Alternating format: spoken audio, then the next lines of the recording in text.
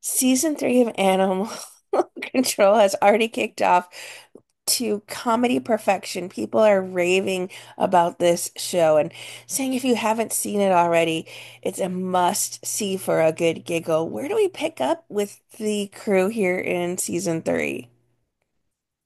Well, very ambitious, but we thought we should start with a zoo break. Only Yes. like the greatest challenge of all time, capturing a giraffe and a penguin and a gorilla. And I mean, it was so funny reading that because I was like, oh wow, we're really starting this with oomph. But no, it's kind of I think that's the best bit about the show is the madness, like it's so absurd at times and silly, but there are real people who do this for a living and they're incredible. And I'm just like, you hear so many stories, and so the opportunity for storylines is truly endless. Yes, Frank was king of the giraffes. He is a giraffe. I'm like, Joel is giant. giraffe. I don't know if that animal best kind of encapsulates his vibe, but he is in many ways a giraffe. And what's new when we pick up with Victoria?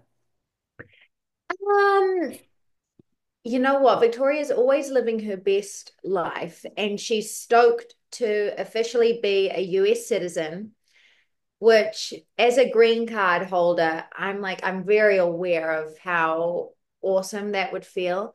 One day I'm going to sit that test, and I'm not feeling hugely confident about it, especially after well, no, because only because having seen a lot of those questions and kind of lived what it means to study for a test, I'm like, wow, this is hard.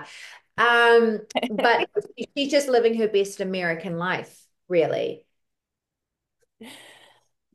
You have such great comedic timing. Is it something that's always come natural to you, or did you have to work at it over the years? You know what? That's so kind of you.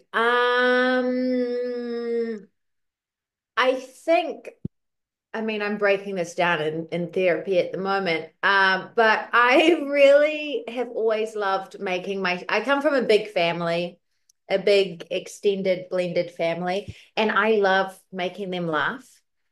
It's like making my family laugh is what brings me joy. And then I guess that kind of translated into my work in a sense. And I'm so grateful to get to do that for a living, where I get to, you know, try not to laugh because other people are making me laugh, or try to make other people laugh. And it's like, it's truly such a joyous set to work on, because you're constantly like, just like your tummy hurts some days because you're trying not to laugh.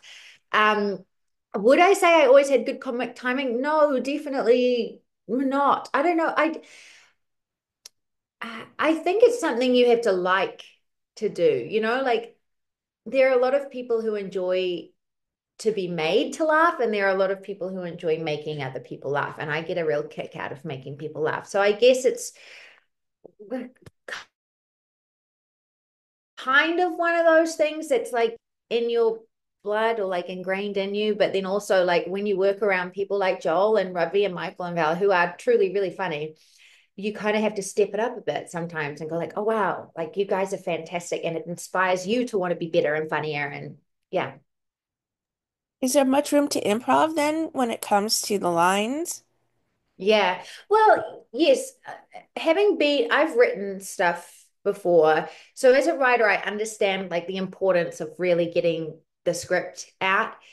And these people very carefully curate these words for you for a reason. So I think it's really important to get one that's by the book, one as scripted, and then, if you have ideas, I have to say, yeah, our producers and our directors have always been very receptive to us, throwing out ideas. But a lot of the time what's written is the funniest option. But yeah, I would say there is a little bit of room. It's also a very fast show though, so your improvs have to be like quite precise. Is there someone that breaks the most or one that it's more fun to get to break? I'll tell you who never breaks is Joel, ever, ever. I it's almost a challenge at this point. He never breaks. Who breaks the most? Probably me or Michael. We're like little school kids who giggle a lot, and we, it's quite easy to kind of make us laugh. Yeah, but Joel never does. Even when Ken Jeong was on, like I found it really hard to. It's also when you have a dynamic, even though people are funny, sometimes you can kind of like there's a rhythm to it, so you're used to them being funny. When someone like Ken Jeong comes on, it's like a whole other world of funny, and it's like thrown into your ecosystem, and you're like, wait, wait, wait. So yeah, I mean, we constantly have these amazing guest stars. Josh Segarra, he came on this season. I don't even know if I'm allowed to say that because he was just truly fantastic, but he made me laugh a lot. There's so many great guest stars to this series, and every episode is must watch. Is there one that was a favorite for you to film this season? Maybe one you can't talk about what happens in, but one that just holds a special place in your heart? Yeah, my sister comes on to play my sister. My real sister comes on to play Victoria's sister, which was truly just like one of the coolest moments of my life. Like I love my sister. She's actually a trained actor, so she's really wonderful.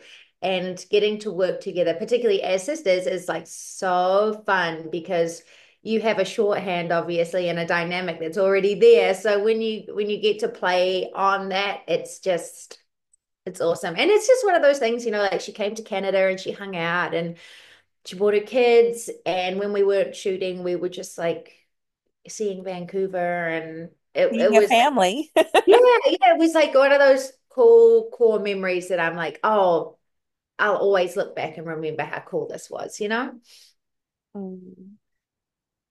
The show is so funny and so special, as I've said. What kind of fan response do you receive when people approach you about the series? Um, I think the general consensus is that it's quite an easy thing to watch. It's feel good. And it's like a warm hug. It's kind of one of those things that you can just throw on and you don't have to think too much. It sort of washes over you in a way that makes you feel nice and takes you away for a little bit. Like I think shows like that will always have a place.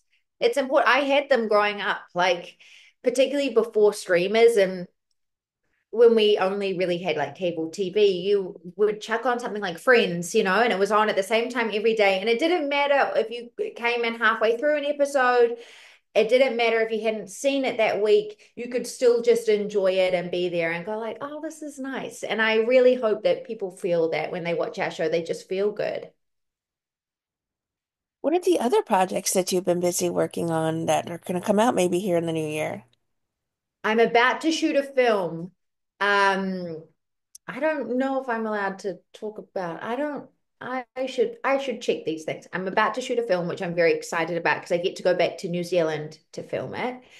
And I'm also currently writing a project that I cannot talk about. It's so stupid when actors say that, isn't it? When you ask them a question about what they're doing and they're like this and this, but I'm not allowed to tell you. How boring. I'm sorry.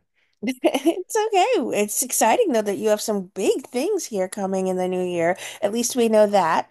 And curious, what would you like to say to people who are fans and supporters of the incredible work you do on animal control? Mainly just thank you. Thank you so much for watching. Thank you for like the more you watch, the more we get to make more of it. And that's like the best part. I know a lot of people say they love their job or love shooting a show, but we truly have the best time. And it's so funny because I feel like my manager very early on, I was like, these are the best people. This is so fun. I love this. And he's like, yeah, I mean, that might not last forever. And it's going to last forever. I can feel it. No, I love these people and we love making this show for you. And just thank you for watching because, like, honestly, if you don't watch, we don't get to do it. So thank you.